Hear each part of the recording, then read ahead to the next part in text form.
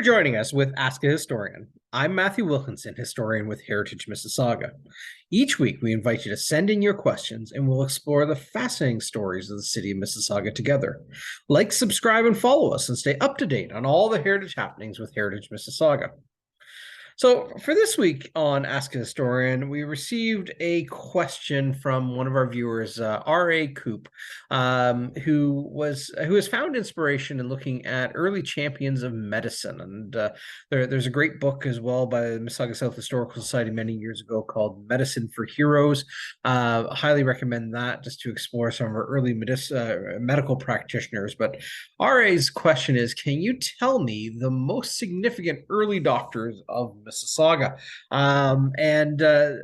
RA, we've gone down a rabbit hole here in a sense because it's hard to pinpoint just a few. So we're actually going to make this a two-part episode. We're going to explore three prominent doctors here and some other doctors in a subsequent episode here on Ask a Historian. So thank you for giving us some fodder for the fires here at Ask a Historian. So looking at kind of prominent early doctors, I mean, anytime you have a first in a community is significant, not only in terms of the development of that community, but also just in terms of the care for people and health within the community. And our very first licensed medical doctor was Dr. Joseph Adamson. Many years ago, we're approaching almost 200 years ago when he was on this landscape. But really, when we look back at it, early medical doctors who historically served Mississauga, or what was then Toronto Township, did their best to treat the ill with the knowledge and skills and tools at their disposal. The first licensed doctor in Peel County was Dr. Joseph Adamson, and he lived between 1786 and 1852.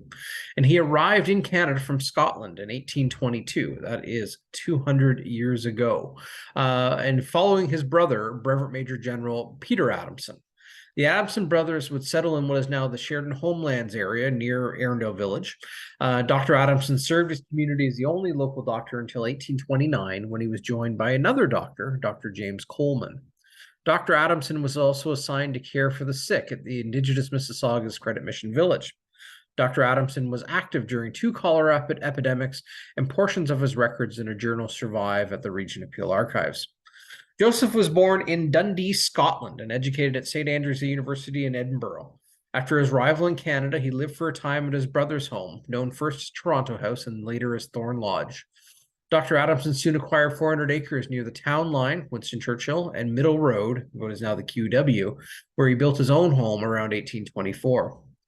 Dr. Adamson was a saddlebag country doctor who traveled far and wide on horseback. For a time, his initial territory charge was the entirety of Peel County, Halton County, and York County, including the Scotch Block, Georgetown, and Milton, as well as all Indigenous peoples within those areas. In 1844, he recorded making a 6-month circuit in which he ranged throughout much of what is now southwestern Ontario. He is noted as keeping, at all times, 4 horses in his stable, as he would be often forced to move for weeks at a time, only returning home long enough to change horses and clothes. Dr. Adamson also served as a surgeon for the 1st Provisional Battalion of Peel County. The battalion was under the command of his brother Peter and was required at times to be present at Fort York. In addition to his wide geographic area of focus, Dr. Adamson had an office and a dispensary in his home where patients could come for treatments and medicines, as recorded in Medicine for Heroes. As with many early doctors, Joseph Adamson's first concern was his patients. When an emergency came from some isolated pioneer's cabin, the doctor would set off on horseback. His saddlebags were packed with medicines, medical equipment, food, and always a hatchet to clear and blaze trails. Day or night, in rainstorms, fierce cold, snow, or summer heat, bringing mosquitoes in swarms, he followed the distressed messenger to the lonely cabin. There was blessed relief in these primitive homes when the doctor finally arrived. Dr. Joseph Adamson was a beloved community figure and served the community faithfully right up until his own untimely death in 1852. The doctor was laid to rest at St. Peter's Anglican Cemetery in Arundel. Although Adamson Street in Arundel Village is noted as being named in honor of his brother Peter, given how esteemed the doctor was in the eyes of the residents around here, One can easily surmise that it was the doctor to whom they referred to when speaking of the street name. A majority of those who carry and connect with the Adamson surname in Mississauga today are descended from the doctor. And so that was our first doctor, and the first part of a multi-step answer to your question, RA, about our first doctor here in historic Mississauga and Peel County as Dr. Joseph Adamson. From there, our second part, we're going to deal with the Dr. Sutton, if you will, and there were multiple of them, all into the same family, but prominent medical family here in early Mississauga. Dr. Arthur Bennett Sutton, who lived between 1882 and 1958, was the first doctor to establish his residence and practice in Port Credit. Arthur came from a line of family doctors. His father, Dr. Marshall Sutton, who lived between 1850 and 1916, had established his practice in Cooksville. His uncle, James Sutton, 1840 to 1918, was also a doctor and practiced near Lucan, Ontario. He was the local doctor during the Donnelly years for those interested in that dark chapter of Ontario's history. Arthur's brother was Harold Chester Sutton, who was also a doctor and took over his father's practice in Cooksville after serving in the First World War.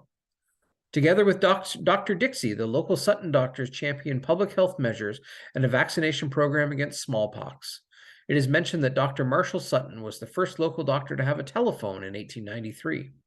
Marshall also served as a Peel Medical Officer of Health between 1894 and 1914, so for 20 years. Arthur followed in his father's footsteps and also served as a Peel Medical Officer of Health and the county coroner. Arthur received his education at Parkdale Collegiate and the University of Toronto, graduating in 1904. He received his medical license through New York University School of Medicine in 1907 and established his own practice on Park Street in Port Credit in 1908. Arthur became known locally as Young Dr. Sutton, in deference to his father, who practiced in Cooksville up until his death in 1916. Arthur was married to Helen Elliott, and the couple had two children, Marshall and Edward. In addition to his local practice in Port Credit, Arthur also served as a regimental physician for the 36th Peel Regiment, later known as the Lawrence Scots, and Arthur's practice spans the arrival of automobiles, and he was known to keep both a car and a horse and buggy and a sleigh in the winter. Young Dr. Sutton was a beloved Port Credit citizen, a faithful and dedicated friend, and a member of St. Andrew's Presbyterian Church. He was also an avid golfer at the Mississauga Golf and Country Club. It was said of him that he was highly revered throughout Peel County and a well-respected member of the medical profession. There was a local notion in Port Credit in commemorating the doctor's long service to the community in some fashion. Discussions were held in Port Credit to install a public fountain or some other such public measure in his memory. However, it doesn't appear that any of that materialized.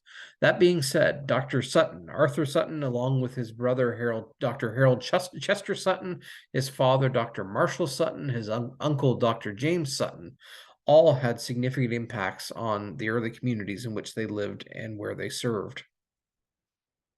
And for this week, our last doctor that we'll connect to this week is that of Dr. John Crumbie in Streetsville.